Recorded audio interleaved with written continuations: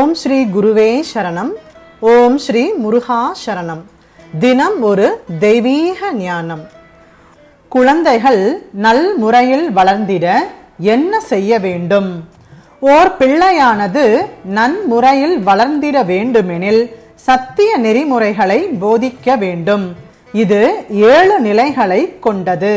முதலாவது அன்பு, இரண்டாவது அன்பின் மூலம் போதிக்கப்படும் அறிவு, மூன்றாவது அறிவை கொண்டு உண்ணும் உணவு, நான்காவது உணவால் உருவாகும் நல்ல எண்ணங்கள், ஐந்தாவது நல்ல எண்ணங்கள் கொண்டு உதிர்த்திடும் சொற்கள், ஆறாவது பெற்றோர்களை பார்த்து பழகிடும் செயல்கள், ஏழாவது இந்த 6னையும் நன்றாக கடைபிடிக்கும் பொழுது ஆன்மா என்னும் ஞானம் ஒளிரத் தொடங்கும்.